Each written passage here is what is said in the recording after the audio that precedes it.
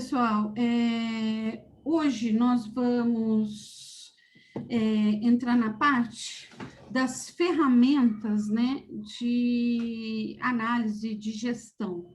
E o Rafael, né, que vai conversar com vocês sobre, acho que as duas principais, que é a SWOT e a BCG. Sábado a gente fez uma pré-aula só com advogados, e deu para ver que não é um negócio muito simples, mas é algo que realmente é muito importante, que tem uma utilidade muito grande. Eu vislumbro da seguinte maneira: para o advogado de escritório, ou melhor, para o advogado de empresa, começando, né? Ele tem na disponibilidade de uma ou duas ferramentas para ele discutir o portfólio de marcas que ele é gestor, a redução de custos, que marcas que devem ser abandonadas, que marcas que devem continuar, e o porquê, dentro de uma ótica de entender e compreender o negócio. E para o advogado de empresa, eu vejo como uma ferramenta, do advogado de escritório, eu vejo como uma ferramenta importante, até para você discutir com o seu cliente, mesmo que seja um cliente jurídico ou um cliente empresa, o dono da empresa, como ele melhor gerir o negócio dele e o negócio dele, que eu digo, o portfólio de marca dele. Então, hoje em dia, eu acho que vocês de escritório sabem bem que a gente está tendo que diversificar cada vez mais. Eu não tenho mais um escritório, mas eu sei disso, que a gente tem que diversificar e ser muito mais do que um registrador de marcas, né? A gente tem que oferecer soluções para o cliente e fazer a gestão desse portfólio, mostrar as possibilidades, o que ele deveria seguir e que caminhos, e as ferramentas aqui vão fazer isso de uma forma muito objetiva. Eu acho que é importante. Objetividade está se tornando o ponto focal das questões dentro da propriedade intelectual. Eu acho que a gente está cada vez caminhando mais para sair do achismo. Desculpem, eu vou fazer aqui um jabá, que foi a live do Gustavo, na quinta-feira passada, com a Priscila Baluzier, que cuida das marcas de alto renome do NPI, e eu acho que ficou claro ali a busca pela objetividade que o próprio NPI está buscando nos seus registros de marcas. Então, as ferramentas que hoje o Rafael vai mostrar para vocês não são simples para nós advogados. Tive que pedir para ele não colocar números, mas elas são um instrumento importante. E depois, na quarta-feira que vem, a gente vai fazer um trabalho que vai juntar tudo que a gente viu, desde a aula da Neide até as aulas de hoje, numa situação só. Acho muito importante a participação de vocês, porque depois a gente pode até fazer um exercício complementar. Na próxima aula, na quarta-feira, pode ser que a gente gaste aí uns minutinhos a mais, tá? Para poder fazer esse ciclo e esse fechamento. Bom, a palavra agora com o senhor Rafael. Obrigado, Cone. Boa tarde, pessoal. Tudo bem? Como ela falou aí, já adiantou, né? No sábado, a gente já tive aí um debate como ela diz lá, com os ex-inimigos. Eu não gosto de chamar de inimigo, como ela chama, com os atuais parceiros já de um tempo aqui, para mostrar o que para nós, profissionais de marketing, de administração, são duas ferramentas que são complementares. Então, já começo logo explicando para vocês que não é para utilizar uma ou outra. O ideal é que a gente utilize as duas, certo? Tanto a SWOT e a BCG. E vocês vão ver o porquê. Elas, na verdade, elas se complementam em termos de informação e de apoio no processo decisório. E vou mostrar também para vocês um pouquinho, né, da importância do jurídico caminhar com a gente, tanto no SWOT como na BCG. Né?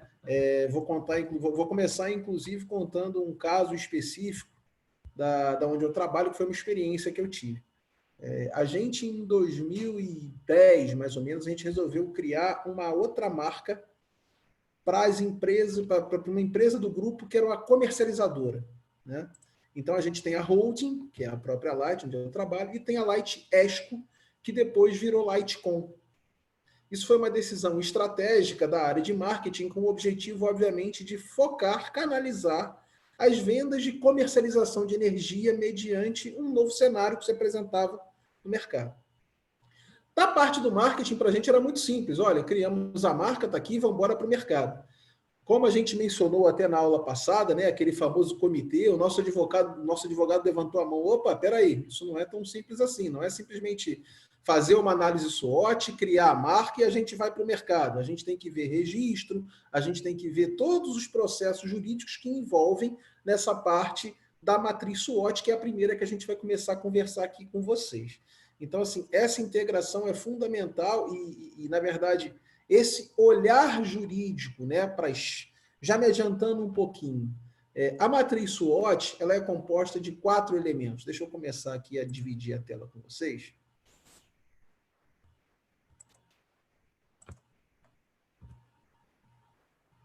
Já está todo mundo enxergando aí? Beleza. Sim. Nosso combinado, né? Tem dúvida, como eu estou aqui com o PowerPoint aberto, por favor, abre o microfone, chama a pergunta que a gente vai esclarecendo. Então, a matriz SWOT, ela é composta de 4 elementos, né?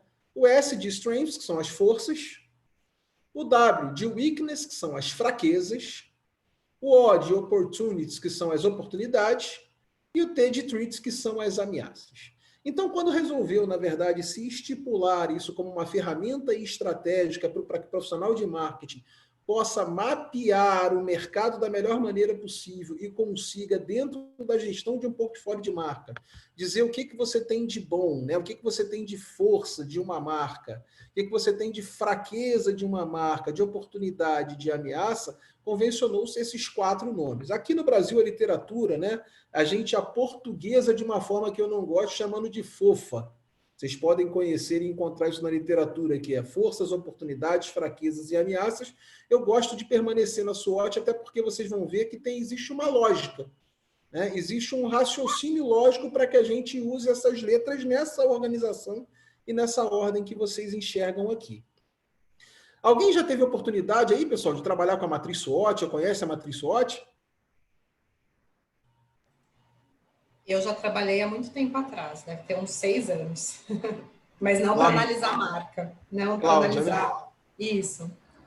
Eu já utilizei já também no curso da pós-graduação. Legal, Daniel. Já trabalhei algumas vezes também, mas também não para aplicar com marcas. Perfeito, legal. Beleza, pessoal. Então, vamos lá. Vamos começando olhando aqui o nosso primeiro gráfico, né? A gente tem fatores positivos, certo? Do lado esquerdo da organização, que são forças e oportunidades. Do lado direito, fatores negativos, que são fraquezas e ameaças.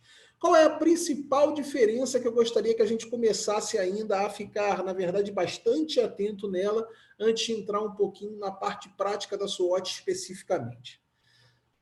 As forças e as fraquezas dependem da organização. Então, as forças e as fraquezas de uma marca ou do gestão de portfólio de uma marca depende da organização. Está na mão dela. Como assim, Rafael?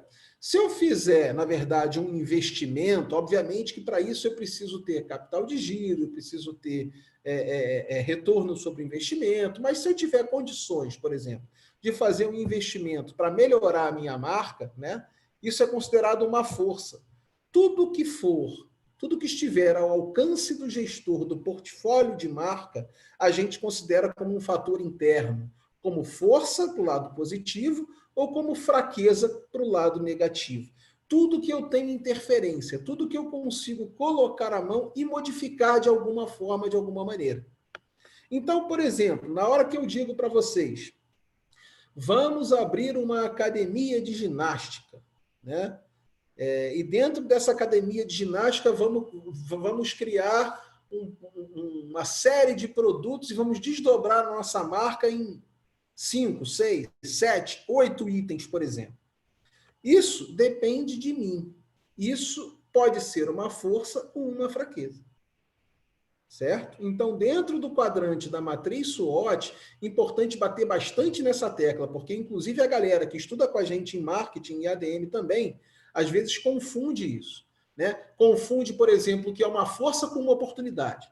Só que para que a gente possa fazer a gestão do portfólio de marca da melhor maneira possível, eu preciso ter bem claro na minha cabeça os conceitos do que é uma força e do que é uma oportunidade. Então, força é algo que eu consigo modificar de alguma forma, assim como a fraqueza. E no quadrante dos fatores externos, a gente tem as oportunidades, que é o lado positivo, e as ameaças, que são os lados, que é o lado negativo. Nos fatores externos, eu não consigo modificar, eu não consigo interferir. Então, por exemplo, como uma oportunidade, né? Surgiu, na verdade, um decreto do governo que vai me permitir fazer mais importações a um preço diferente. Isso é uma oportunidade que eu não tenho como interferir, simplesmente aproveitar.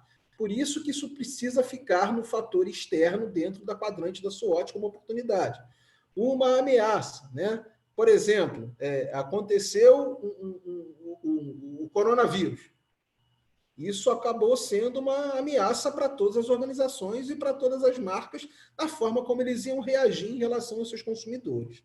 Então, é importante na gestão de portfólio de marca, né, a gente ter bem claro o que está ao meu alcance, que a gente chama de fatores internos, que são as forças e as fraquezas, e o que não está ao meu alcance, o que eu estou exposto, são fatores do mercado, oportunidades e ameaças.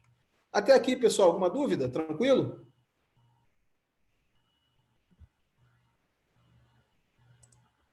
Beleza? Beleza.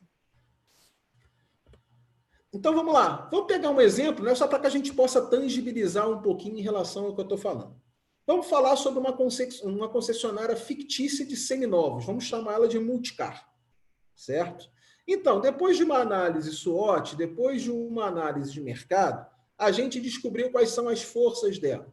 Variedade de marcas, ou seja, ela tem uma série de marcas no seu pátio, e variedade de financiadoras para os seus carros. Pergunta, por que eu classifiquei isso dentro de força?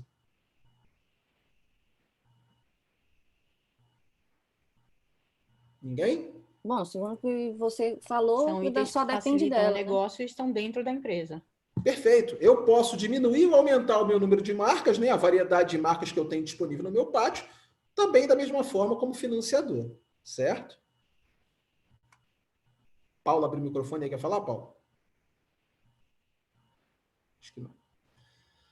Bom, sempre na hora que eu for trazendo esses tópicos específicos sobre os quadrantes da matriz SWOT, a gente vai tentar puxar um pouquinho também para o campo jurídico, né? Numa concessionária, o que poderia ser analisado, obviamente, né, de força especificamente, que eu poderia ter e colocar no meu quadrante? Vamos supor que eu tenho um escritório que vai resolver toda essa papelada para o meu cliente, para o meu consumidor. Isso pode ser uma força, né? Isso pode ser uma ferramenta, um instrumental que também depende de mim. Eu posso simplesmente ter esse escritório, já que eu, enquanto concessionário, não tenho essa expertise, eu simplesmente não contratar esse escritório. Então, isso acaba sendo uma força dentro da minha matriz SWOT, da nossa Multicar especificamente. Fraqueza, limitação de espaço físico e baixo estoque. Isso também é considerado uma fraqueza, porque isso está dentro da minha alçada, como a gente chama. Limitação de espaço físico. Basta que simplesmente eu compre um pátio muito maior, né? Ou então alugue um pátio muito maior e, obviamente, guardadas as devidas proporções, se eu tiver dinheiro para fazer esse investimento, pode ser que eu aumente esse espaço físico. Então, só depende de mim, assim como a questão do estoque, né?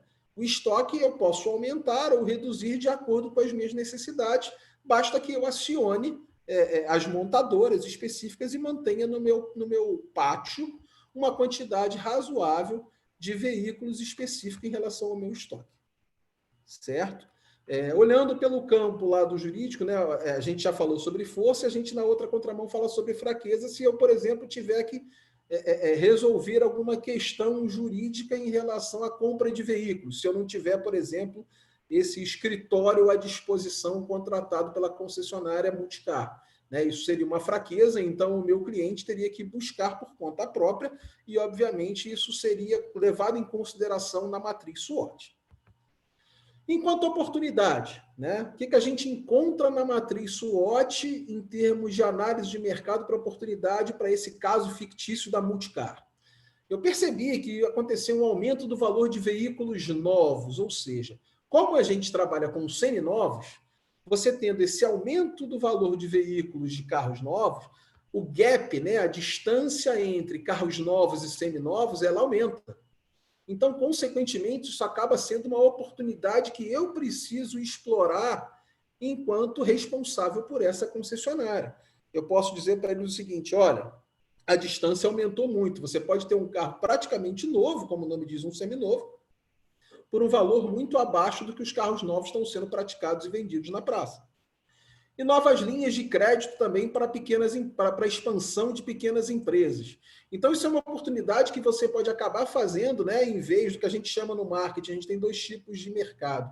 A gente tem o B2B, que é business to business, de empresa para empresa, ou business to consumer, que é o B2C, que é empresa para cliente. Aqui, no caso, uma baita oportunidade é que a gente tente vender, né, aumentar a linha de crédito para expandir a venda para pequenas empresas que têm interesse em carros da nossa frota. Então, isso acabou sendo, na verdade, uma oportunidade que a gente coloca na nossa matriz SWOT. Importante reforçar, por que a gente fala que esses dois itens específicos são oportunidades? Porque não dependem da gente, na verdade, né? São fatores externos. O aumento do valor de veículos novos, como é que a concessionária pode impactar em relação a isso, né? Uma nova linha de crédito para a expansão de pequenas empresas também não foi uma decisão da concessionária. Ela simplesmente vai explorar essas duas oportunidades que apareceram e foram mapeadas na matriz SWOT para apresentar para os seus clientes. E como ameaça, né, novos concorrentes no mercado e aumento da taxa de juros, por exemplo. Isso são fatores que, na verdade, obviamente, atrapalham a compra e a comercialização de veículos seminovos, certo? Então, consequentemente, isso apareceria na matriz SWOT e levaria uma certa ameaça para o nosso negócio, especificamente para a gestão do portfólio da nossa marca, como a gente está tratando aqui. Então, gente, uma estratégia interessante para a empresa seria aproveitar as linhas de crédito, né, e comprar um novo imóvel para aumentar o espaço físico e o estoque, como a gente viu aqui, que é uma fraqueza que a gente tem. E aí, na hora que a gente começa a cruzar essas informações de forças, de fraquezas, de oportunidades com ameaças, a gente começa a ter uma visão mais prática de como é que a matriz SWOT pode me dar uma solução em termos de gestão da marca, né? Na verdade, eu, por exemplo, melhoraria minha fraqueza, poderia sair de fraqueza e entrar no campo da força, já que eu estou usando a linha de crédito, que é uma oportunidade para melhorar uma fraqueza. Então, consequentemente, se eu usar essa linha de crédito para alugar ou até para comprar um novo imóvel, para aumentar o espaço físico e o estoque, eu eliminaria essas duas fraquezas que eu mapeei aqui na minha matriz SWOT, de uma forma bem clara e aproveitando as oportunidades, né? Então, o que a gente diz é que essa matriz SWOT é para que a gente realize esse cruzamento das forças com oportunidades, das fraquezas com as ameaças, das forças com as ameaças e das fraquezas com as oportunidades. Para que a gente monte 4 quadrantes em relação aos nossos produtos, marcas que a gente queira analisar, para que a gente possa alinhar algumas estratégias importantes do resultado que se saiu daqui, dessa análise que você fez. Então, para minimizar, por exemplo, as altas de juros, né, que seria uma ameaça, poderia se aproveitar do contato com as financiadoras para propor parcerias que fornecessem condições mais vantajosas aos clientes.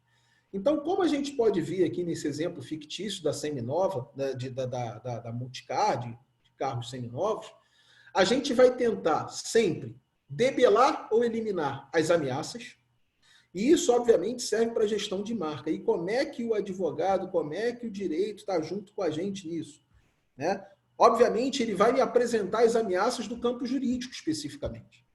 Porque eu, profissional de marketing, eu que estou tocando, né, que geralmente quem pilota a matriz SWOT e a matriz BCG são profissionais de marketing, profissionais de administração. Ele não tem essa visão especificamente no campo do jurídico. Então, por exemplo, eu não sei que ameaças que o campo jurídico pode me trazer em relação a uma concessionária de seminovos. O carro pode ser roubado. Será que isso aí não entra aqui na questão do seguro, né? Isso não pode ser uma ameaça? Será que não tem que ter um suporte de alguém? Fazer esses alertas específicos em relação ao jurídico de contratos que estão sendo estabelecidos, né? O contrato de compra e venda, de que forma que a gente precisa fazer isso? Em relação às oportunidades, será que existe alguma oportunidade no campo jurídico para melhorar a gestão da minha marca ou o meu produto, né? De que forma que a gente pode utilizar as oportunidades que vocês vislumbram no mercado de veículos, né, de seminovos, para que a gente possa colocar aqui e tentar explorar isso dentro para os meus clientes como proposta. Em relação à força e fraqueza, por exemplo, eu acredito, né, que numa concessionária de seminovos precisa ter pelo menos um escritório ou algum responsável juridicamente por aquela concessionária para que possa, na verdade, fazer essa ponte e tirar, inclusive, dúvidas e esclarecer em relação a questões jurídicas. Isso seria uma fraqueza caso a concessionária não tenha, ou um escritório, ou um corpo de advogados, ou algum representante que entenda do assunto em relação a isso. Galera, até aqui foi tranquilo? Tranquilo. Eu estou preocupado, porque assim, no sábado, né, quando a gente bateu esse papo, a galera do jurídico me fez bem mais pergunta do que hoje estão fazendo. Por enquanto, vocês só estão dizendo que estão tranquilos. Então, só queria saber se está todo mundo entendendo mesmo até aqui.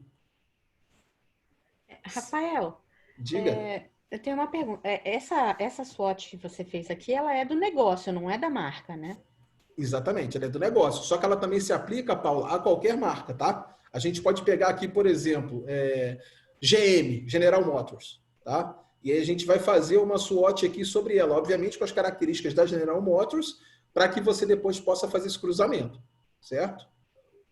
Ok. Você vai fazer ainda a de marca? Então, na verdade, vocês vão fazer a de marca no exercício para mim daqui a pouco. Ok. Tá legal, obrigada. E aí, no final, obviamente, a gente vai discutir junto para falar sobre ela. Perfeito. E aí, gente, andando um pouquinho aqui, tem essa parte do cruzamento que eu falei para vocês, né? Então, de um lado, eu tenho ameaças e oportunidades aqui do meu lado direito, que são os fatores externos, e embaixo eu coloquei os pontos fortes e pontos fracos, que são os fatores internos. E de que forma que eu vou cruzar esses quadrantes especificamente, esses itens, para que eu possa decidir por estratégias específicas em relação a marcas, a produtos, a empresas, o que a gente estiver discutindo e debatendo. Então, vamos supor que eu, na minha análise SWOT, tenha lá encontrado uma ameaça no mercado externo, como, por exemplo, novo concorrente no mercado, ou seja, o mercado está inchando, né, em relação aos seminovos. E como ponto fraco, na verdade, eu tenho uma limitação de espaço físico. De que forma que eu posso cruzar esses dois, né? Caramba, eu vou tentar utilizar de alguma forma ou para minimizar a minha fraqueza, ou se na verdade eu achar que não vale a pena o esforço em relação à marca, né? Se não vale o esforço para manter, na verdade, essa marca na gestão do meu portfólio, já que lá fora o mercado está me dizendo que eu tenho um monte de ameaça, né? E aqui dentro eu não sou bom em relação a esse quesito, a essa característica, o objetivo, a minha estratégia vai ser ou simplesmente deixar de lado, só que com isso eu posso perder dinheiro, porque se deixar de lado significa que essa marca está lá, mas continua tirando algum dinheiro da minha empresa para que eu mantenha ela pelo menos em funcionamento, ou se for o caso, eliminar esta marca. Vou deixar de produzir, vou deixar de fabricar, vou tirá-la da minha gestão de portfólio de marca. Certo? Então, na hora que eu fiz essa SWOT, cruzei, achei uma ameaça com ponto fraco, a estratégia seria, sempre que possível, obviamente, eliminar esta marca, este produto da nossa gestão do portfólio. Se eu achei um ponto fraco, né, internamente, mas o mercado diz que eu tenho uma oportunidade, a gente pode aqui, por exemplo, ó, né, nesse exemplo que eu dei aqui de cima, da Multicar, uma estratégia interessante seria aproveitar as linhas de crédito para alugar ou comprar um novo imóvel. Então, aqui, se um ponto fraco meu era o espaço, né, era um novo imóvel, que eu não tinha, na verdade, espaço suficiente para ter um pátio com uma reposição adequada, né, um estoque ideal, eu vou utilizar essa oportunidade dessa nova linha de crédito para tentar melhorar esse meu ponto fraco. Eu vou comprar ou alugar um novo imóvel que vai fazer com que eu saia do ponto fraco e, na verdade, entre como ponto forte e ele migre na matriz para o lado esquerdo. Em relação ao ponto forte, né, vamos supor que a gente tem internamente, eu sou bom nisso, só que lá fora diz que eu tenho uma ameaça muito grande. Caramba, será que eu estou preparado para combater essa ameaça com um ponto forte que eu tenho aqui internamente? Eu espero que sim. Então, de que forma que eu vou fazer isso na minha gestão de portfólio de marca? Eu vou monitorar, eu vou acompanhar essa ameaça para e passo no mercado, para ver se alguma ação mais precisa ser feita. Então, por exemplo, né, a gente viu aqui em cima uma ameaça, novo concorrente no mercado. Caramba, mas eu já consigo vender bem, eu já tenho variedade de marca, eu já tenho financiadores suficientes. Então, de que forma que eu vou fazer para cruzar esses dois na matriz SWOT? Eu vou monitorar a entrada desse novo concorrente, desse novo player, né? Vou buscar informação de mercado para ver qual é a participação de mercado que ele está conseguindo com a evolução à medida que o tempo vai passando e ele vai brigando por clientes comigo. Então, a melhor estratégia dentro da SWOT, quando você tem uma ameaça lá fora, e aqui dentro eu sou muito bom nisso, é que você monitore esse processo para e passo com o mercado para evitar que você perca a receita ou para evitar que a sua marca ou o seu produto caia em relação à concorrência. E aí o melhor quadrante de todos, né, o melhor dos mundos, é quando a gente cruza o nosso ponto forte internamente, como eu sou muito bom nisso que eu estou fazendo, com as oportunidades que o mercado me traz. Então, por exemplo, né, eu já tenho uma variedade de marcas e o aumento do valor de veículos novos aconteceu no mercado, eu vou tentar potencializar isso e explorar a minha cartela de clientes especificamente para que a gente possa potencializar essa estratégia da SWOT. Né? Então, se a minha marca já é bem vista pela minha clientela e pelo mercado de uma maneira geral, e de repente aconteceu uma oportunidade de mercado, vamos supor, né, um programa de TV desse da vida qualquer que o meu público-alvo está assistindo, foi lá e fez uma propaganda espontânea, né, que às vezes pode acontecer, eu vou tentar potencializar isso na matriz SWOT. Então, eu tenho, de resumo, esses 4 quadrantes específicos, né, como estratégias genéricas em relação à nossa marca de uma maneira geral, né, e aí, falando um pouquinho do que a Paula mencionou, né, eu posso colocar aqui qualquer marca como exemplo. Eu não quero me adiantar, porque no exemplo vocês vão fazer, daqui a pouco eu vou dividir vocês em quatro salas, 2 vão fazer a BCG, 2 salas, e 2 vão fazer a SWOT. E no final a gente vai conversar sobre tudo no salão grande. Então, 2 vão usar SWOT em relação à marca, de que forma que a gente vai trabalhar com esses produtos e marcas de uma empresa em relação à estratégia, montando essa SWOT aqui que eu mostrei para vocês. Então, eu tenho 4 quadrantes, né? Ponto fraco com ameaça eu elimino, ponto fraco com oportunidade eu tento melhorar, ponto forte com ameaça eu monitoro e ponto forte com oportunidade eu potencializo. Alguma dúvida, pessoal, até aqui? Tranquilo? Então, só alguns recados importantes para a gente fechar a SWOT e entrar na BCG.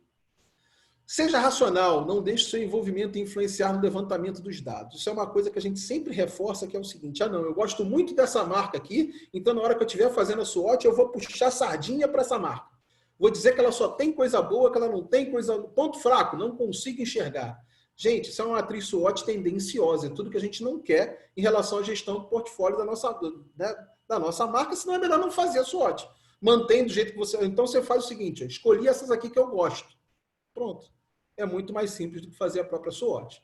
Né? Então, assim, uma característica que é sempre bom lembrar é que a gente precisa ser racional e não deixar a emoção influenciar na hora que a gente estiver levantando os dados. Seja realista, minimizar os itens falhos e as ameaças é uma escolha desastrosa. Então, isso requer uma pesquisa, né? O Gustavo mencionou aí na segunda aula dele, dados, informações de mercado são fundamentais para que a gente possa montar uma SWOT efetiva da gestão do portfólio da marca, seja ela qual for. Ser objetivo, use os elementos mais relevantes que você puder, porque senão, pontos fortes, achei 300. Vou colocar Rafael, Diga.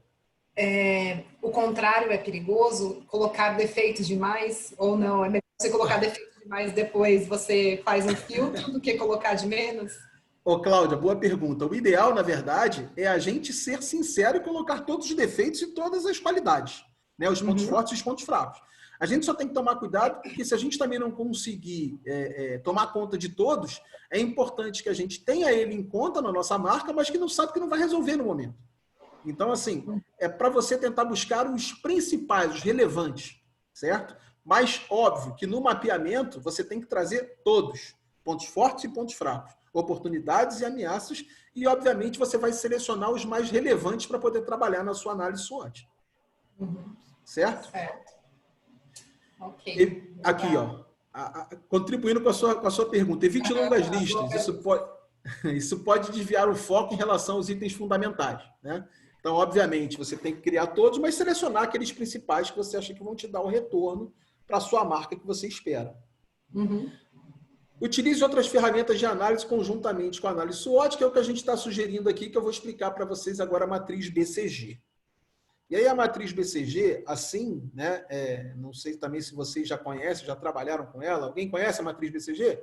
Porque a SWOT ela é mais famosa que a BCG. A BCG todo mundo conhece como vacina, gente. Não é vacina, certo? Infelizmente, também não é do coronavírus. Alguém conhece a matriz BCG? É uma matriz carinhosamente apelidada pela Cone de a matriz da vaca. Né, Cone? Daniel conhece? Sim, Balance Scorecard, né? Não. Na verdade, aqui, isso é BSC. O BCG é uma matriz criada, né, na década de 70, uma metodologia criada por Bruce Henderson, que permite analisar graficamente os produtos de uma marca em relação ao desempenho no mercado. Então essa eu não conheço. Hã? Essa então não conheço, na verdade. Então é o seguinte, eu vou posicionar a minha marca dentro de 4 quadrantes, quer dizer, dentro de um quadrante dos 4 possíveis e existentes. Como é que surgiu a BCG, na verdade, só como curiosidade, né? Vem da empresa de consultoria onde Bruce trabalhava quando desenvolveu esse conceito, a Boston Consulting Group. O que eles precisavam fazer? Mostrar, né, as diversas marcas de um banco para a galera que não entendia lhufas em relação a marketing também. E aí, o que eles fizeram? Eles criaram, né, esses 4 quadrantes para posicionar as diversas marcas do banco e os produtos para que eles entendessem de forma lúdica aonde o seu produto ou a sua marca estaria em relação a potencial crescimento de mercado ou participação relativa de mercado. E se vocês forem procurar na literatura, vocês vão achar inúmeras nomenclaturas para os 4 quadrantes, certo? Eu escolhi uma aqui que é a mais básica, é que vocês vão achar mais, mas vocês têm nomes em paralelo, né? Então, por exemplo, você tem abacaxi, você tem criança problema, você tem uma série de desdobramentos. A gente vai usar uma como ferramenta, como padrão, para que vocês entendam e possam aplicar a marca aqui. O método é todo aplicado com base no portfólio de produtos e marcas da empresa, analisando o ciclo de vida de cada um, desempenho no mercado e potencial de crescimento no qual está inserido. A ferramenta permite identificar através de uma análise gráfica, e aí vocês vão ver, né, que graficamente ela tem os seus desdobramentos e a sua interpretação, quais produtos e marcas tiveram bom desempenho e devem ser mantidos na sua gestão de portfólio de marca, e quais estão requerendo muito esforço, mas não estão gerando os resultados esperados. Então, a matriz BCG ela vai complementar a análise de mercado que você fez em relação à matriz SWOT e vai te dizer o seguinte, olha, dessas 4 marcas aqui, essa está te dando dinheiro, essa ainda é uma incógnita, essa aqui está te dando muito dinheiro e essa aqui só está te dando prejuízo. Ah, mas professor, o que isso ajuda? Isso ajuda graficamente a você conseguir visualizar e a decisão que você vai tomar em relação a essas 4 marcas dentro da sua matriz que está posicionada. Então, vamos lá. Aqui primeiro, antes da gente começar no exemplo prático que eu trouxe para vocês, eu vou mostrar o que é uma matriz BCG padrão, certo? Eu tenho 4 quadrantes. O primeiro é onde tem a interrogação aqui. A gente vai chamar de em questionamento. O segundo, onde tem a seta mostrando, a gente vai chamar de estrela. O terceiro embaixo, a gente vai chamar de vaca leiteira. E o quarto à direita aqui, a gente vai chamar de abacaxi. A gente tem também 2 eixos, né, para participação e para análise da matriz BCG. O eixo de cima é a participação relativa de mercado, onde a estrela e a vaca leiteira estão no considerado alto, ou seja, elas têm uma alta participação relativa de mercado. O questionamento e o abacaxi estão do lado da baixa participação relativa de mercado.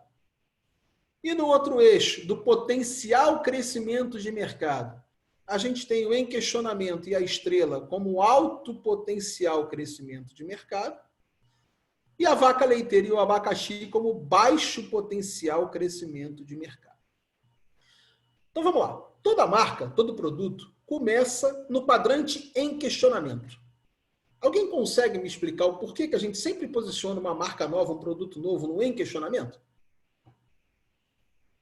Baseado nessas características que eu trouxe aqui? Acho que falta dados, né? Não tem nada, começa do zero. Então, assim, não tem nem como encaixar no bom ou no ruim. Exatamente, Aline. Então, vamos lá. Se um produto, uma marca, está em questionamento, ela ainda tem uma baixa participação relativa de mercado, acabou de ser lançada, né?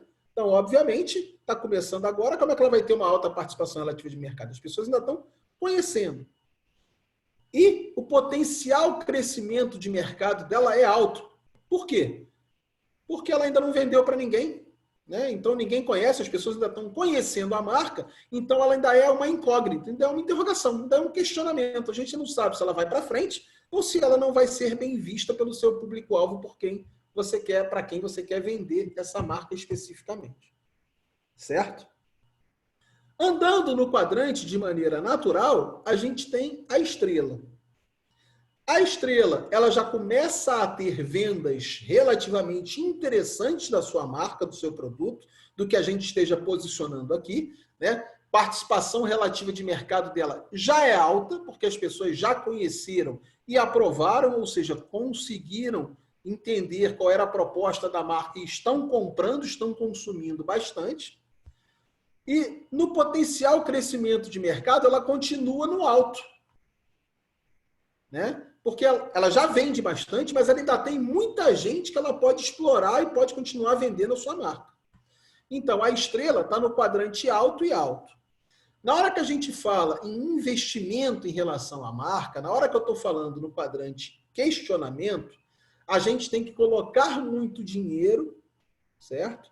E a gente não vê esse dinheiro aparecer ainda. Então, o quadrante em questionamento traz uma imagem e na verdade, uma percepção de prejuízo muito grande, porque, na verdade, de fato, é o que acontece quando a gente está lançando uma marca no mercado, por exemplo. Você investe e você ainda não tem retorno. Já no quadrante estrela, por mais que você continue investindo bastante dinheiro para que ela continue se desenvolvendo, essa marca, você começa a ter um retorno financeiro. Então, do mesmo jeito, né? O dinheiro está saindo, mas aqui o dinheiro está voltando de alguma forma. Esse capital está sendo colocado para dentro da empresa, ainda não tudo, mas esse capital já volta de alguma forma para dentro da organização. Continuando o caminho natural que os produtos e marcas pretendem percorrer, ela sai da estrela e desce para a vaca leiteira. Quais são as características da vaca leiteira? Ela tem uma participação relativa de mercado muito alta. Ela já conseguiu, na verdade, vender para todo mundo que ela queria, né? A marca já é conhecida, as pessoas que compram a marca já defendem essa marca, sabem quais são as características dela, né? Dentro de gestão do portfólio da nossa marca, ela já conhece os produtos que estão abaixo dela e consomem os produtos que estão abaixo também dessa marca mãe, como a gente chama, só que o potencial crescimento de mercado dela é baixo. Por que é baixo? Porque ela já desenvolveu um mercado praticamente inteiro que ela gostaria. Ela já vendeu para todo mundo já conhece a sua marca, todo mundo já compra, né? E você não tem mais para onde muito crescer. Obviamente, né? Em grande escala, você cresce um pouquinho, você desce um pouquinho, mas está num patamar onde você estabeleceu, onde você estagnou no seu potencial de crescimento, né? Crescimento de mercado em termos de potencial, na vaca leiteira você não tem muito. E se essa marca, se esse produto não continuar por um longo tempo sendo bem visto pelo consumidor, ela começa a migrar para esse quadrante, que é o quarto quadrante do abacaxi. Esse quadrante do abacaxi, especificamente, é aquele que o investimento é praticamente nenhum, né? Você só mantém ali para fazer com que a marca sobreviva, se é que ela é importante para você. O retorno financeiro que você tem, ele não é muito bom, mas ele também não é muito ruim, porque o seu investimento é muito pequeno, então o que vender tá bom em termos de marca. E aqui você pode tomar uma decisão, né, no abacaxi, de descontinuar esta marca, tirá-la do mercado, porque ela não está sendo rentável para você na sua gestão do portfólio de produtos e marcas.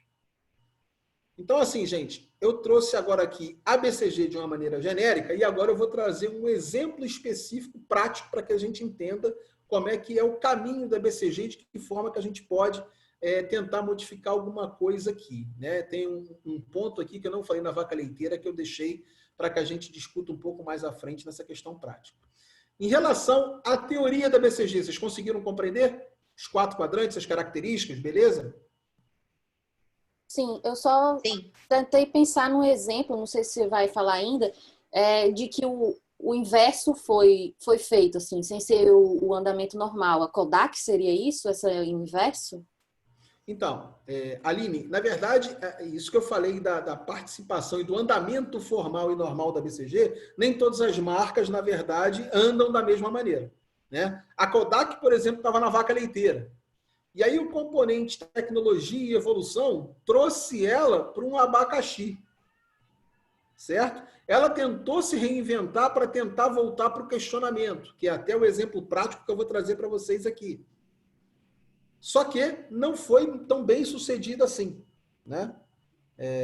Então, esses exemplos, obviamente, eles não são, na prática, eles não obedecem essa teoria dessa forma. E aí, agora, na hora que eu mostrar o exemplo prático, eu vou questionar e vou precisar até da ajuda um pouco de vocês em relação à parte jurídica, né? A gente vai começar a falar de um produto que vocês acho que conhecem, de uma marca que é bem conhecida no mercado, chamada Nescau.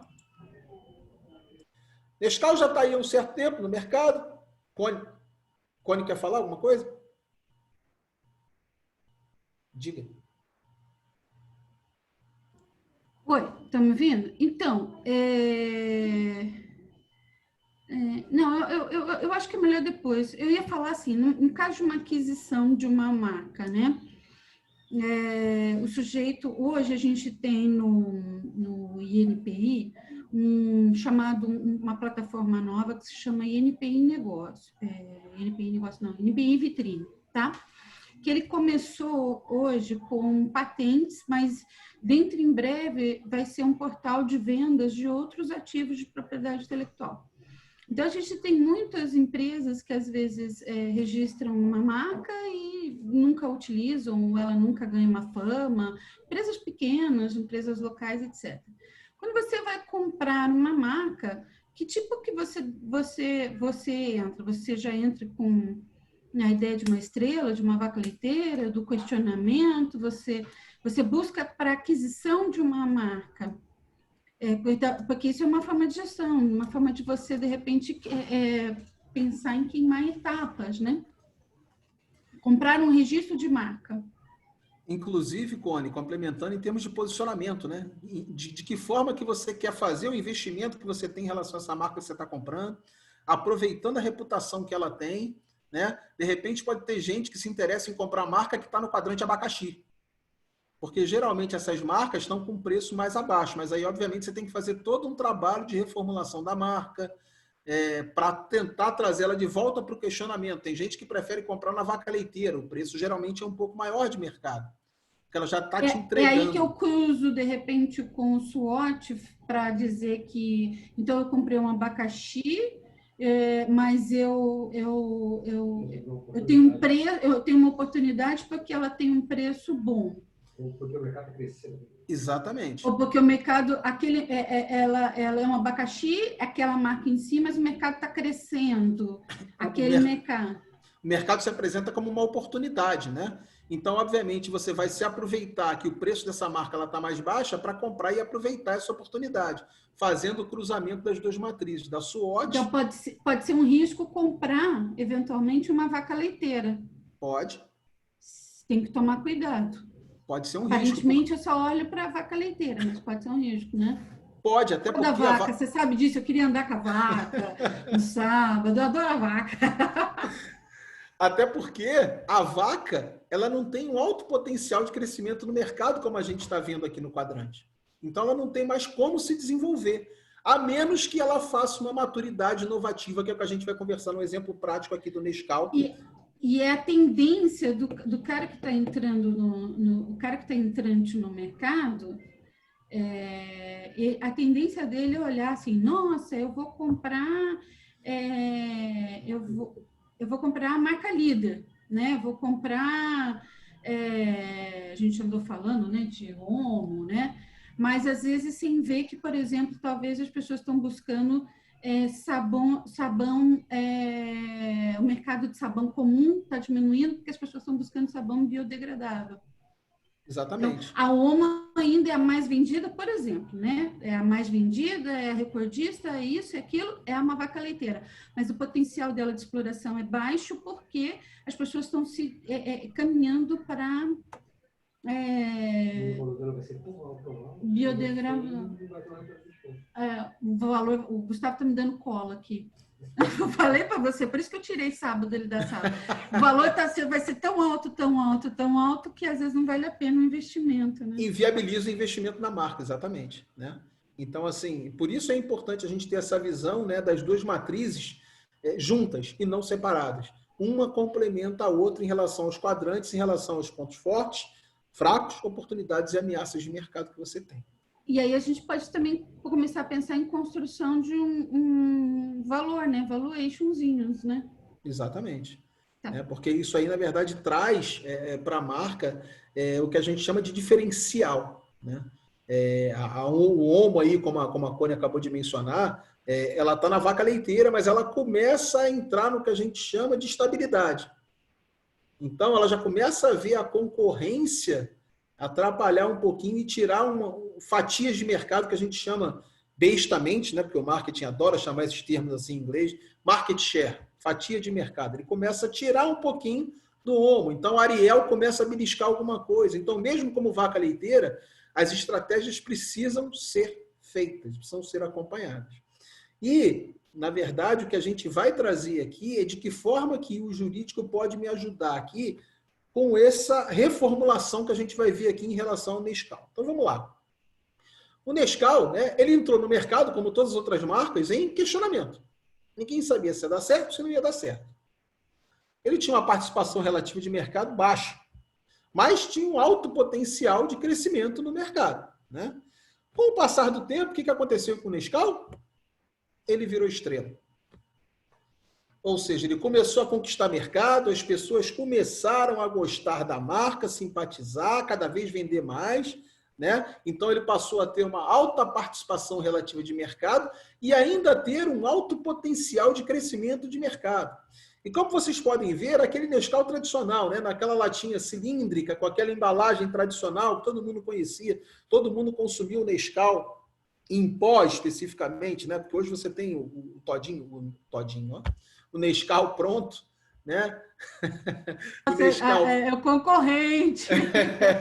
Nescauzinho. Você tem o Nescauzinho, né? Pronto. Mas esse é o Nescau tradicional, né? Que era grande, na verdade, vaca leiteira, vamos chamar assim, da marca, da própria Nestlé durante bastante tempo. E aí, na evolução, né? Do quadrante da matriz BCG, ao contrário do que a Connie gosta, a vaca não anda, mas o Nescau anda. E aí o Nescau desce de estrela e vira vaca leiteira. E aí, na hora que ele vira vaca leiteira, é tudo que a Nestlé quer. Por quê? As pessoas conhecem, o investimento que é feito em Nescau, ele diminui. Né? A proporção sai dinheiro e entra dinheiro fica positiva para a Nestlé, porque entra muito mais dinheiro do que sai dinheiro no investimento, na gestão, né, da sua marca especificamente. Você consegue vender muito, você tem uma participação relativa de mercado alta, você está no quadrante da vaca leiteira, mas aí você começa a enfrentar um pequeno problema, que é o que a gente está aqui para tentar, na verdade, modificar isso. Por quê? Porque o Nescau ele tem um potencial crescimento de mercado baixo, ele já chegou na vaca leiteira. Ele já vende para todo mundo que ele gostaria de vender, né? Ele já tem a concorrência, como eu mesmo em ato falho acabei de chamar o Nescau de todinho presente o tempo todo, como todas as outras marcas, né? O Ovo Maltine e todos os outros. E aí o Nescau, né, a área de marketing da Nescau, resolveu se reinventar e falou o seguinte: opa, caramba, não podemos perder o nosso posicionamento de vaca leiteira, ou então pelo menos precisamos fazer alguma coisa para dar uma sacudida nesse mercado e evitar que a gente perca a fatia de mercado, que a gente perca a market share. O que a gente vai fazer? Aí os profissionais de marketing criativos foram lá, pegaram o Nescau. Olha, a gente está na era da inovação, da tecnologia, nós vamos converter esse Nescau, vamos criar um novo produto com o mesmo nome, certo? Mas com a fórmula diferente, com o rótulo diferente e principalmente com a embalagem diferente para tentar chocar esse público-alvo, dar uma chacoalhada neles e dizer que a gente se modernizou. A marca acompanhou a tecnologia, a marca acompanhou a evolução do tempo e a gente tem aqui um novo produto especificamente, né? Mesmo sendo a mesma coisa. Como é que é o nome? Como é que é a embalagem? Está aqui para vocês. Nescau 2.0. E aí, por que a gente posicionou ele dentro do questionamento novamente? Alguém consegue me explicar? Agora eu vou precisar da ajuda de vocês o tempo todo. Agora, toda vez que você faz esse reposicionamento, você volta para o campo da indecisão. Você não sabe como as pessoas, os possíveis clientes vão reagir e tudo fica incerto. Os dados que você tinha meio que ficam agora menos claros, né? Você vai gostar dessa embalagem. Exato. Você vai gostar desse trade dress. Então, aí na verdade já vou chegar nesse ponto que a Connie está mencionando aqui. Nós, profissionais de marketing, simplesmente falamos o seguinte: olha, caramba, a gente modernizou todo o processo, né? A gente está correndo risco, a gente saiu da vaca leiteira, mas evitou que ele caminhasse para o abacaxi naturalmente, só que a gente voltou para o questionamento. Só que eu paro no seguinte conceito: olha, achei a embalagem maravilhosa, achei o rótulo atrativo pra caramba, né? Esse conceito do 2.0 com um novo produto, menos açúcar, né? Atualizado com isso tudo, eu parei aí. Só que vem a importância da interação com o pessoal do jurídico, que é o que a gente está batendo na tecla aqui desde o começo. Por quê? Eu não estou preocupado, né? Se essa lata, se essa outra nova embalagem, se elas estão registradas. Se esse novo rótulo precisa ser registrado em algum lugar. Se eu preciso entrar em algum órgão competente para falar que eu mudei a fórmula especificamente, eu sou de marketing, né? Então, assim, por isso, nesse momento, eu aciono o pessoal do jurídico, né, os advogados especificamente, da Nestlé, obviamente, que vão ponderar e fazer as análises se eles vão registrar a nova embalagem como sendo propriedade da Nestlé, o novo rótulo, a nova fórmula, o novo produto, o mesmo produto, mas com essas modificações. Né? Connie, quer complementar alguma coisa? Eu quero, porque agora eu já não ando mais com a vaca. Não, no exercício que a gente fez no sábado, eu pegava a vaca e andava com a vaca, em vez de andar com o Nescau. Por isso que a gente está falando. Deixa eu complicar uma coisa aqui, porque eu sei que depois talvez a gente tenha até lá, eu sei dos casos. Uma violação de trade dress, né? Desse conjunto de imagem, dessas cores, do raio, do vermelho, por parte de concorrentes, né? Que entram no mercado buscando também sempre, né? Buscar essa similaridade de cores do líder, né? Aí eu tenho que olhar lá para o SWOT, né? Como fraqueza do SWOT. Ou ameaça. Fala, Gustavo, aí. Ele fica aqui falando. Hoje está liberado, Gustavo. Hoje está liberado.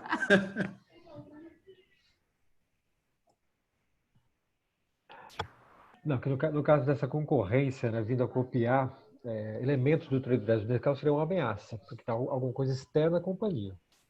Então, aí que de novo cruza-se as duas matrizes, né, onde a gente vê claramente que o Nescau realmente tem um potencial de crescimento enorme, de novo, porém, pela matriz SWOT, a gente pode enxergar algumas ameaças que aí sim precisa de umas proteções para que isso não aconteça, né? Para que isso não se concretize. Aquele conceito, na verdade, que eu mencionei para vocês, né? Do que é interno e do que é externo. Se é a concorrência imitando ou copiando, isso não pode ser uma fraqueza, isso é uma ameaça. A fraqueza seria a falta de registro por parte da Nestlé, certo? Aí depende dela, porque assim, o ato de você registrar é do departamento jurídico da própria Nestlé e não da concorrência. A concorrência vai olhar, pirataria, vou copiar aqui, vou fazer o Nescau, né, com a mesma cor, mas enfim, o meu pozinho de chocolate aqui vou vender. Isso é uma ameaça. Isso não é uma fraqueza. Então, por isso que é tão importante a gente bater naquela tecla lá na SWOT, daquilo que eu tenho poder de ingerência, né, do que o meu jurídico pode e deve fazer, inclusive. Por isso que eu falei para vocês, eu como profissional de marketing entrego aqui a latinha, para mim, tá ótimo, tá perfeito. Eu tenho todo o meu conceito estratégico desenhado, inclusive apresentado e aprovado. Agora, se, na verdade, eu deveria registrar a marca, registrar a cor, né, todo o conceito de trade dress, como vocês falaram, aí, na verdade, é questão do jurídico. Por isso, eles precisam caminhar comigo para e passo, colado. Por quê? Qual é o risco que eu corro aqui? Vamos supor, né, que eu não registre nada aqui dessa nova latinha, desse meu novo produto. A evolução que eu espero natural da BCG é que o Nescau vire uma estrela. Saia do questionamento e vire uma estrela. Para voltar a uma vaca leiteira e ficar lá durante muito tempo, que é onde eu ganho mais dinheiro com pouco investimento. Só que o risco que eu corro é se, de repente, eu tiver uma ameaça, né, que tire um pouquinho da minha fatia de mercado, essa minha curva, eu estou apontando com o dedo, achando que eu estou dando aula em sala de aula. Essa minha curva, em vez de ir para a estrela, ela pode cair direto para o abacaxi. E aí fazer com que eu tenha que fazer um novo investimento na minha marca para que eu possa ficar mais tempo no mercado e, obviamente, ter mais questionamento, mais dinheiro e um desgaste com a imagem, com os meus clientes que já eram fiéis aqui, ó, na época da vaca leiteira. Então, assim, isso é uma decisão estratégica que não é fácil de se tomar, mas aqui, na hora que você chega ao platô, à estagnação, como a gente chama em marketing, eu preciso tentar um conceito que o Nescau fez aqui, só a título de curiosidade, chama maturidade inovativa. É quando eu, na maturidade, ou seja, como eu não tenho mais como vender, né?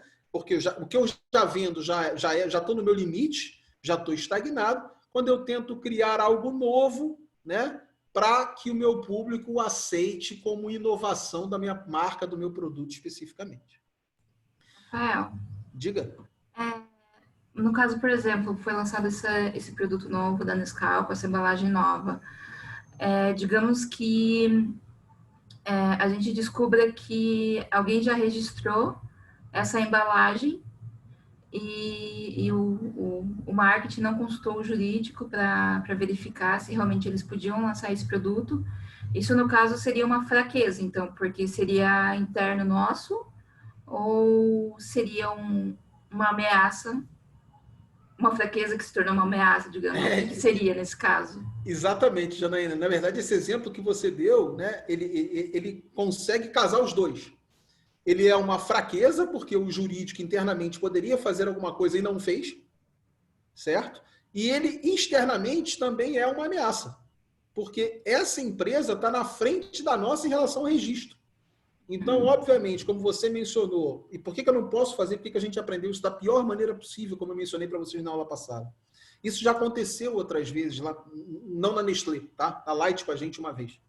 E a gente teve que desconstruir todo o processo, enfim, foi péssimo, não só para a imagem interna, como também para a imagem externa, como a gente menciona, né? Não foi a marca-mãe, mas uma marca de desdobramento. Eu vou abrir o jogo com essa embalagem aí, Rafael, porque lógico que isso não é o teu papel, justamente é o nosso jurídico.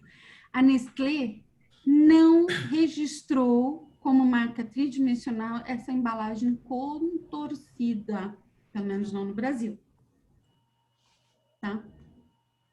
Para o pó, que é o principal produto. Ela registrou uma embalagenzinha contorcida para o chocolate líquido, não o chocolate pó. Entendi.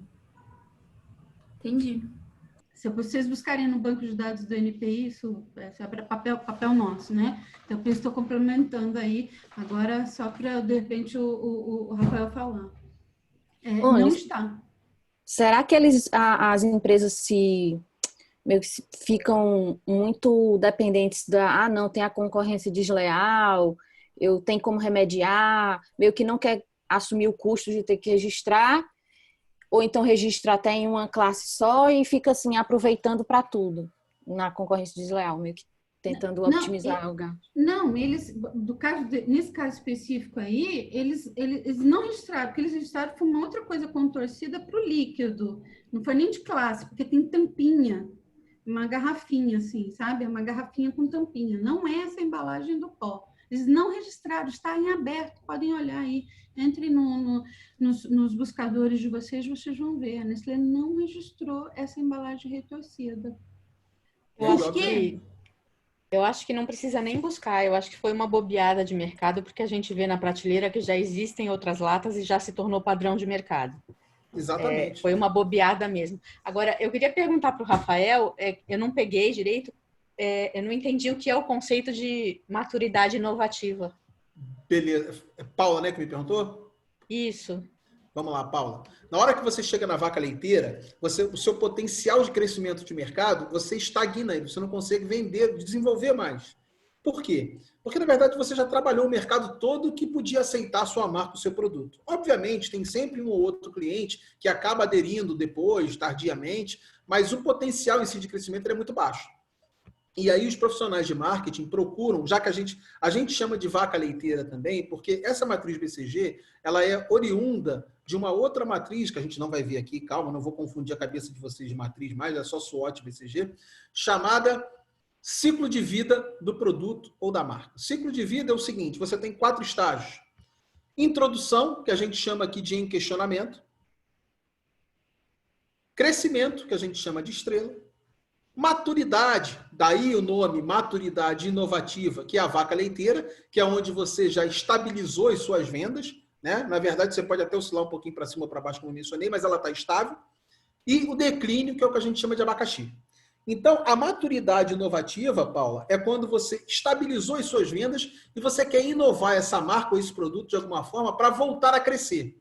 Só que você, para voltar a crescer, você não volta nesse mesmo patamar da vaca leiteira. Você tem que fazer esse caminho de volta para o questionamento, porque você não sabe se as pessoas vão aceitar ou não isso que você está propondo em termos de inovação, como o Nescau fez. Então, isso é a maturidade inovativa. Quando você não consegue crescer mais, tenta inovar e volta para o patamar de questionamento no seu mercado. Explicado? Entendi, perfeito. Obrigada. Beleza. Nada. Bom, pessoal, o que eu tinha que ver de matriz com vocês hoje era isso, em termos teóricos, né? Um pouquinho prático, obviamente, como a gente abordou aí. E aí, só para a gente recapitular, a gente falou sobre a SWOT e sobre a BCG. E aí, conversando com a Cone, como a gente tem, na verdade, aí mais 50 minutos, né? A minha ideia, na verdade, a nossa ideia, né? Que a Cone até me ajudou, porque eu queria fazer um case com cada grupo, só que eu acho que ia ficar muito grande para a gente voltar para o salão aqui, cada um explicar um pouquinho do que conversou. Então, eu vou trazer para vocês 2 cases, um de SWOT e um de BCG, certo? E a ideia é a gente dividir vocês em 4 grupos, certo? 2 vão fazer a SWOT, 2 vão fazer BCG, e depois que vocês acabarem, a gente volta para o salão aqui para discutir o que vocês debateram aí e viram na BCG. Nesse slide que vocês vão ler no grupo, no final deles tem um slide editável, para o que vocês forem falando lá, que vocês possam me apresentar na hora que a gente voltar aqui para o salão grande. Gustavo vai me ajudar nessa, eu vou estar em 2 salas e o Gustavo vai estar em mais 2. Eu prometo que eu vou tentar influenciar o mínimo possível, ficar calado para deixar que vocês discutem, que vocês discutam e depois a gente debate aqui no salão grande. Beleza? Tranquilo, pessoal? Eu não, eu vou complicar. Eu e a Neide, nós estamos aqui para bagunçar e fazer a vaca andar. Se a vaca vai andar com elas, aí é com vocês mesmo. Alan, contigo a bola aí, por favor. Ok, galera. Então, eu vou dividir aqui a sala e cada monitor fica responsável por apresentar o caso. Beleza? Valeu, abrindo agora.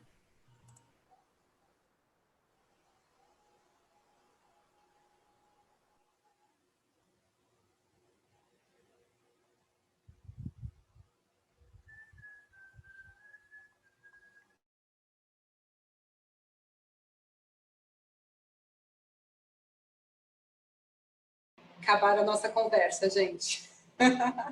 O que eu ia dizer só para completar que tá bem vaca-mãe já. Então, assim, cuidado lá. Cuidado que os preços estão tudo lá em cima. Então, pessoal, todo mundo de volta? Sim. Então, vamos lá. Eu vou começar passando aqui, na verdade, do grupo 1, que a Rafa me passou aqui para eu abrir. E aí eu só vou abrir aqui, vocês comentam, depois eu faço um comentário em cima, tá? É a matriz SWOT do grupo 1. Já estão conseguindo enxergar aí, todo mundo? Sim. Sim. Então, vamos lá. Quem é o grupo 1? Forças. Bits and bytes. O caso, né? Na verdade, só era bom a gente resumir rapidamente, né, o caso. A Bits and Bytes Informática é uma empresa que está há 10 anos no mercado, tem algumas características. O dono resolveu fazer uma análise SWOT sobre o negócio e se orgulha muito da capacidade dos seus funcionários, apesar de uma equipe só ter 15 colaboradores. Ele nunca se preocupou com o registro de marca e patente dos seus produtos, não tem um advogado no seu quadro funcional. Ele já está há muito tempo no mercado, então isso é positivo em termos de imagem, só que ele reclama da falta de recursos e mais uma série de outras características. E aí eu vou pedir para o grupo da Bits and Bytes, do SWOT 1, que é a sala onde o Gustavo estava, que vocês apresentem aí para mim, que depois a gente faz os comentários, por favor. Quem se habilita? Ninguém? Então vou lá. Vou ler para vocês o que eles colocaram. Como força, eles colocaram 10 anos de mercado e um time forte e comprometido. Como oportunidade, um nicho empresarial em segurança virtual e colocaram a pandemia em oportunidade, que foi inclusive a discussão que estava rolando no grupo da Cone, que também fez sobre SWOT, que logo depois eu vou abrir o outro grupo para que eles falem também e complementem, depois eu faço o fechamento do SWOT. Como fraqueza, marca não registrada, marca fraca, falta de acompanhamento jurídico, falta de fidelidade e falta de recursos. E como ameaça, pirataria, pandemia, preço predatório e alta tributação em relação aos produtos de tecnologia que a Bits and Bytes vende. Fazendo alguns comentários aqui especificamente só sobre a teoria, para não, na verdade, ultrapassar o outro grupo que também comentou sobre SWOT, né? É importante a gente ter bem claro na mente, como eu mencionei para vocês, a questão do que é força e o que é oportunidade, o que é fraqueza e o que é ameaça. Certo? O que está dentro da minha empresa que eu tenho poder para modificar é força e fraqueza. Então, por exemplo, o tempo de mercado e um time forte e comprometido, isso depende de mim, isso está dentro de força, na análise que foi feita. Né? As fraquezas, uma marca que não registrada, obviamente registrar a marca depende da organização da empresa, isso é uma fraqueza para ela não ter registrado as marcas Bits and Bytes. Marca fraca, obviamente, também o esforço que eu faço de investimento na marca depende de mim. Falta de acompanhamento jurídico, obviamente, é ingerência da organização da Bits and Bytes. Eles podiam contratar um escritório ou um próprio advogado, um corpo de advogados para que tomassem conta das suas marcas e produtos. Falta de fidelidade, isso é uma fraqueza ou vocês acham que isso é uma ameaça? Nós colocamos como fraqueza da marca, porque a marca poderia ter se posicionado melhor. Ou seja, o esforço, Paula, que eu faço para fidelizar os meus clientes também depende de mim, obviamente. Né? Então, ele se encaixa aqui dentro da fraqueza, que é um esforço que eu preciso fazer. E, obviamente, falta de recursos é aquilo que eu invisto na minha marca, no meu portfólio de marcas. Rafael, só um comentário. A marca fraca que o grupo colocou aqui, na verdade, foi o fato de Bits and Bytes ser uma marca genérica, né? O nome, então, né, que se diz. O nome, exatamente. A discussão que foi se valeria ou não a pena eventualmente mudar essa marca. Isso foi uma discussão bem importante do grupo ter. Não, beleza. Foi tanto investimento. A gente também discutiu isso, ó. No grupo de vocês, né? Acabando aqui, eu passo lá para a galera, para o SWOT 2. Oportunidades, né? Um nicho empresarial em segurança virtual, obviamente, isso é uma oportunidade, porque são as tendências que o mercado ditam para a gente. E a pandemia, né? Até o grupo da Cone, como eu comentei, ele colocou ele um pouco em oportunidade e um pouco em ameaça, porque ela pode ser olhada por esses dois ângulos, para essas duas vertentes. É uma oportunidade, porque em relação à tecnologia, a pandemia trouxe uma aproximação desse mercado especificamente muito grande, né? Porque o curso que a gente está fazendo aqui, todo ele está sendo virtual, então, obviamente, a Bits & Bytes, que trabalha com esse campo de tecnologia, teve uma oportunidade, em função da pandemia, de conseguir reforçar ainda mais os seus produtos e sua marca. Ameaças, né? Aquilo que o mercado traz, que não depende dele. Pirataria, obviamente, que a concorrência faz. A própria pandemia também aparecendo em ameaça. Olha que coincidência, nem estava lá no grupo do Gustavo, quando ele colocou, estava até acompanhando o da Cone. Mas ela também aparece em ameaça, porque a pandemia também pode trazer um prejuízo muito grande para a marca, porque as pessoas podem deixar de consumir a marca e o produto em função da redução de investimento, da redução de salário, de tudo que a pandemia traz. O preço predatório, né, que a concorrência pode praticar e, obviamente, virar uma ameaça aos seus produtos e à sua marca. E a alta tributação também pode acabar atrapalhando bastante, que é uma ameaça, porque não depende da gente, depende do governo. Grupo 2, que também falou sobre SWOT, por favor. Acho que a Cone que estava lá. Rapidinho, para a gente ter tempo de falar sobre os outros dois e fazer o fechamento. Vamos lá. Como força, colocaram que é uma marca tradicional, uma boa equipe e uma reputação da marca, na verdade, tida como boa pelos seus clientes. Como fraqueza, não ter registrado e ter marcas genéricas, né? Então, o registro da marca aparece como fraqueza aí diante da importância que a gente tem para essas marcas e para Bits & Bytes.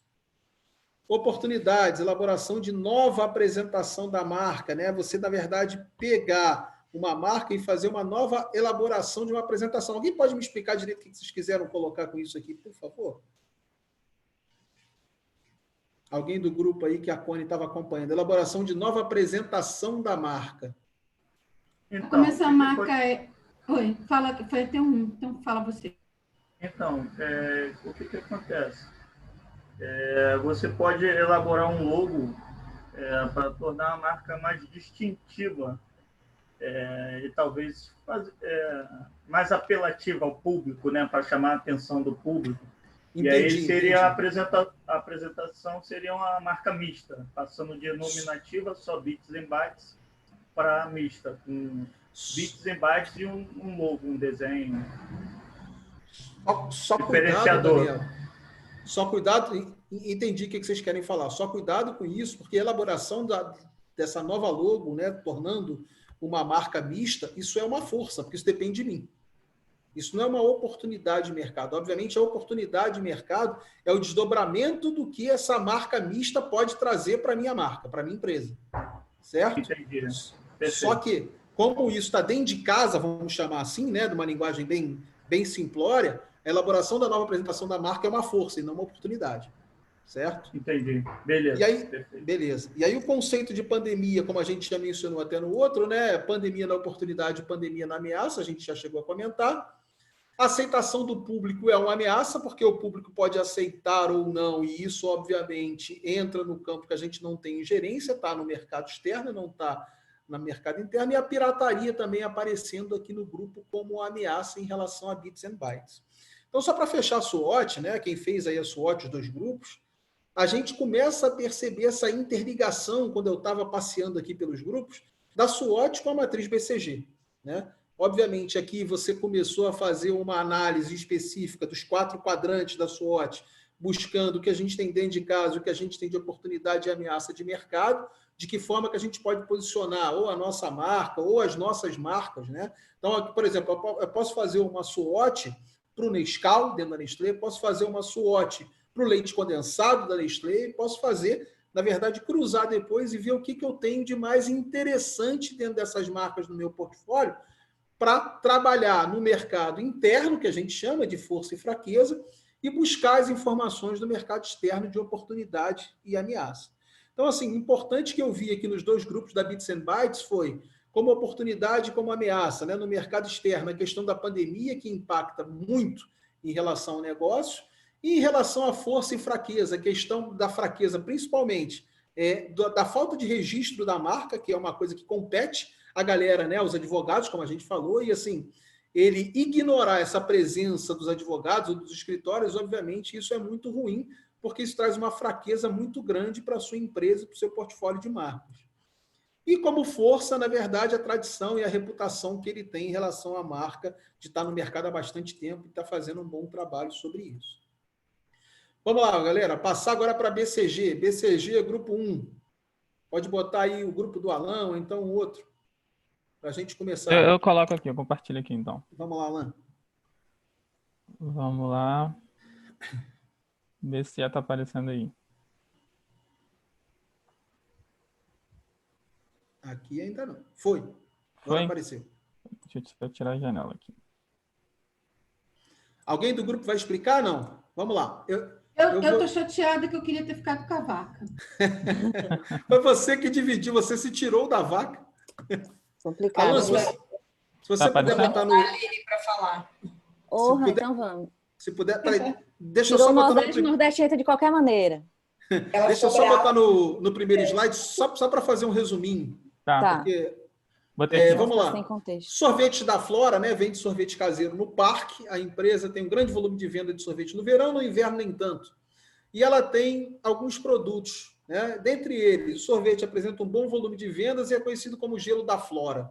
Então, o gelo da Flora vende bem, né? Melhor no verão do que no inverno, mas no inverno ele acaba vendendo razoavelmente também. Vendas bem superiores às das sorveterias, ou seja, ela é meio que líder de mercado, né? Tem uma boa participação, porém o volume de venda se mantém estável durante alguns anos. Esse aumento não aparece na BCG que a Flora fez, não apresenta crescimento. E logo depois, né, ele fazendo uma matriz SWOT, cruzando as informações, ele resolveu criar um novo produto, que é um café expresso com licor de açaí, ingredientes especiais, conhecido como cafezinho bombado. Desde a criação, o café é um sucesso na região, ele também tem um volume de vendas muito bom, todos os dias chegam mais clientes querendo experimentar. Além disso, né, com a criação da nova receita, ela passou a oferecer um sorvete de baixa caloria, aquelas pessoas mais preocupadas com a saúde, chamado de levinho gelado. E as vendas crescem a cada dia, porém em um ritmo um pouquinho mais lento. Passa aí, Alan, por favor. Após uma pesquisa, né, os consultores da sorveteria perceberam que outros concorrentes vendem muito mais esse tipo de produto, né, o geladinho lá da Flora. Analisando mais a fundo, né, a cada um dos produtos, o proprietário percebeu que o tipo de sorvete já foi muito vendido no passado, hoje em dia praticamente ninguém compra, que é a Flora do Nordeste, qual a Aline praticamente me excomungou, né, nada contra, ela disse até que ia me processar, Cone, vai ter que me defender aí. Produto que não chama mais a atenção da criançada porque destoa, né, da proposta dele de tradição para modernidade com sabor e saúde.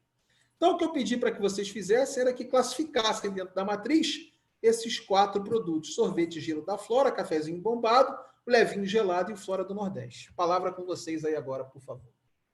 Bom, pessoal, primeiro, né, falar como foi que a gente viu, né? Sorvetes levinho gelado foi como oportunidade, cafezinho bombado estrela, sorvete gelo da Flora como vaca leiteira e o Flora do Nordeste como abacaxi. Para a gente colocar cada um, assim, classificar cada um, a gente tirou como oportunidade o levinho gelado, porque ele é uma linha fit, que está alinhada com a TMSS, que é um meio que como a empresa está se colocando no mercado, como essa alternativa mais saudável.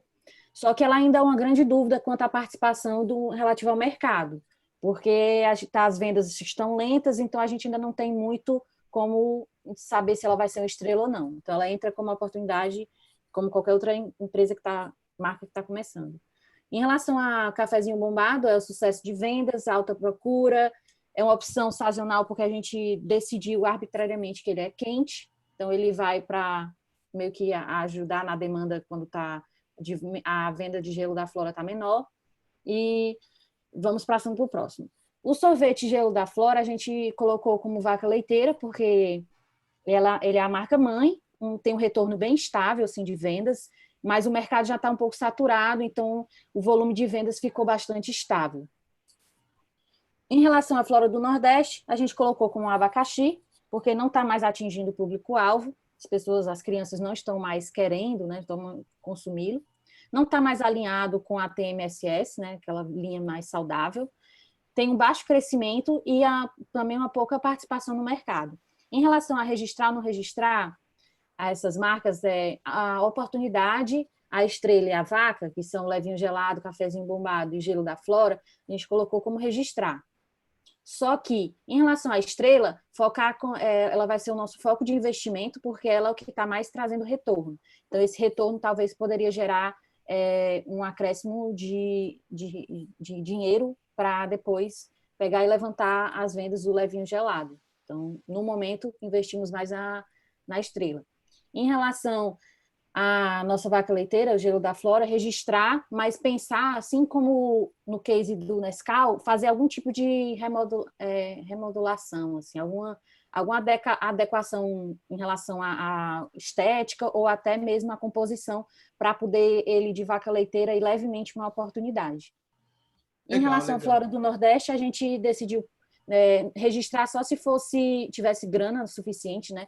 Mas a priori a gente ficou assim, se tiver grana, registra. Se não, colocar o cliente, que esse é o que menos é necessário de fazer o registro. É isso. Beleza, Aline, obrigado. Show de bola. Na verdade, o gabarito está correto, tá? É isso mesmo. As contribuições de vocês em relação ao registro, no registro é muito interessante, né? Porque você sabe aonde você tem que investir mais. E, de fato, a Estrela é aquele que pode te dar um potencial maior. Deixa eu passar a bola para o último grupo aí, que a gente já está em cima da hora, né? 6h58, só para vocês falarem aí. Rafael, eu só tive um problema, eu não consegui escrever, que eu estava no celular, eu sou a monitora do grupo. Aí eu não consegui escrever. Quando eu tentei escrever no slide, eu escrevi na tela. E aí, quando eu passava a tela, o que eu estava escrevendo também passava nos slides, entendeu? Não, tranquilo, Samara. Alguém do grupo quer mencionar, quer falar aí, na verdade, o que vocês colocaram? Bianca? Posso falar. Diga lá, Bianca. Em relação ao enquadramento na matriz, foi exatamente igual ao do grupo anterior, né? O Gelo da Flora é a vaca leiteira, o Cafezinho Bombado é a Estrela, o Levinho Gelado é a Oportunidade e o Flora Nordeste o abacaxi. Então, acho que em relação a isso, a gente não se estendeu muito mais. Alguns diferenciais que eu acho que a gente poderia trazer no ponto de vista da recomendação jurídica, tá? Primeiro, claro, tem que ser feita uma análise de viabilidade para verificar se essas marcas são possíveis de registro junto ao NPI. E, em caso positivo, a gente tem que, talvez, fazer um estudo para registrar as marcas tendendo mais para as formas mistas, porque são marcas que possuem expressões comuns e que, se fosse apenas na forma nominativa, talvez tivesse alguma certa dificuldade em registrar no NPI. Tá? Agora, indo rapidamente, caso a caso, em relação à Flora de Nordeste, por ser considerado o nosso abacaxi, acho que a sorveteria ela precisa decidir se, de fato, deseja ou não deseja manter essa marca, né, e seguir com o registro dela. Se realmente for abandonar o produto e a marca, não registraria, não colocaria dinheiro nela.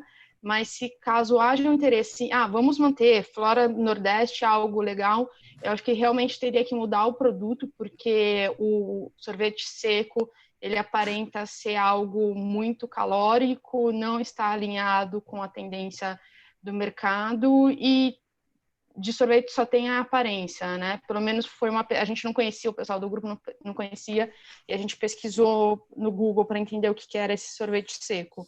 Então, eles teriam que ir atrás de algum produto na linha de inovação e relançar isso e talvez subir isso para uma oportunidade. Em relação aos sorvetes Levinho Gelado, precisa ser feita uma análise de mercado para entender o porquê que ele não tem esse alcance esperado. Afinal, todos os concorrentes em localização próxima possuem um bom mercado para esse produto. É uma sorveteria que está no parque, então as pessoas tendem a praticar exercício físico e às vezes acaba indo para uma versão mais fit. E também do ponto de vista jurídico-regulatório, precisa verificar se a fórmula, a receita desses produtos, ele de fato se enquadra em uma linha com menor quantidade de açúcar, uma linha light, algo assim do tipo.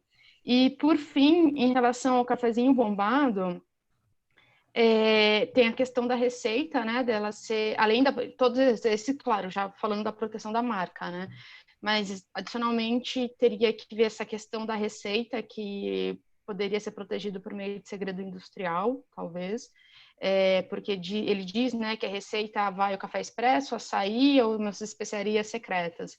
Então, acho que seria uma boa forma de resguardar os direitos da empresa, ainda mais por se tratar um produto estrela. E também, um ponto que eu achei bem interessante é verificar se a sorveteria, o KNAI dela, autoriza a comercialização de cafés, né? Porque pode ser que na hora de registrar a marca, o NPI fale, não, mas você é uma sorveteria, por que você está registrando uma marca relacionada a café, embora seja a mesma classe, pelo que o pessoal do grupo comentou? Então, eu acho que é algo que precisaria verificar, né? E, se for o caso, fazer uma alteração do contrato social para incluir mais um objeto aí. Sabe o que eu levanto nesses casos? Um pouco, desculpa. Não sei se vocês chegaram a pensar, eu não pensei, estou pensando agora. Não é muita marca? Devia pensar no enxugamento desse portfólio de marcas.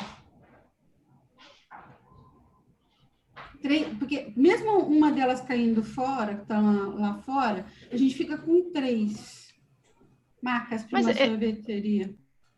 Então, é que o cafezinho bombado seria um produto muito específico, né? Estritamente relacionado ao café, não teria muita relação com os sorvetes. Eu acho que o sorvete gelo da Flora, por si só, ele já representaria a linha comum dos produtos da sorveteria, né? A linha regular. E o levinho gelado já iria para uma linha especial, que seria uma linha light ou fit. Eu acho que nesse caso, tendo esse contexto, eu acho que 3 marcas seria adequado. O Gustavo está dizendo aqui que são propostas diferentes. Então, exatamente, isso é o que a Bem está falando, são propostas diferentes, né? Para mim, essa estratégia deles está correta de ter mais de uma marca, né? Porque são públicos-alvos diferentes, né? Com um mais fit, outro menos fit. O que é ruim é aquela marca abacaxi. Essa a gente tem que tirar fora imediatamente. Mas né? aí eu diria que a Flora Nordeste pode ser usada para uma linha especial de sorvetes com sabores do Nordeste, com frutas típicas da região. Mudar, né? Mudar o conceito, mudar o produto. Aí teria que mudar o produto, né? Esse produto de sorvete seco já não vira mais. Mas aí poderia ter uma linha nova de produtos específica para frutas típicas do Nordeste. Aí usaria a marca Flora Nordeste. Por que salvar ela? Por que não pega aquela que está na vaca leiteira e tenta dar umas outras linhas de produto? Você não precisa criar uma nova marca. Ou até o fit, colocou uma linha fit lá com a vaca. Uma linha fit de café. Já que o fit parece que está um questionamento interessante. Aí vira café bombado fit. Teria que voltar o caso para eu ver qual que era a vaca lá. Eu não sei se o café, porque o café acho que vai açaí, e talvez por... tem uma outra proposta. E açaí não pode ser... Não poderia ser usado o fit. E realmente é uma aposta que ela está fazendo. Então, ela está...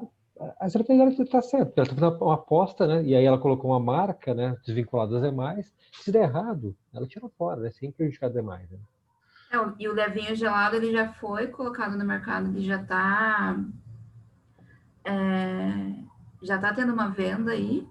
O cafezinho bombado, né, no caso, ele já está vendo já está tendo um retorno bom, então ele já é uma marca que já está começando a ser conhecida, então acho que teria que investir nela também, assim, para talvez virar uma marca leiteira junto com o gelo da Flora.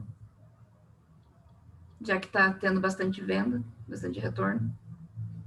Que é o que toda marca estrela quer ser, né? A marca estrela quer ser vaca leiteira. A gente até discutiu um pouco, e aí é mais uma opinião pessoal minha, assim, se alguém do grupo quiser, que eu fico pensando no ponto de vista de marketing, como que eu consigo transformar um produto meu em vaca leiteira se ele não faz parte do meu core.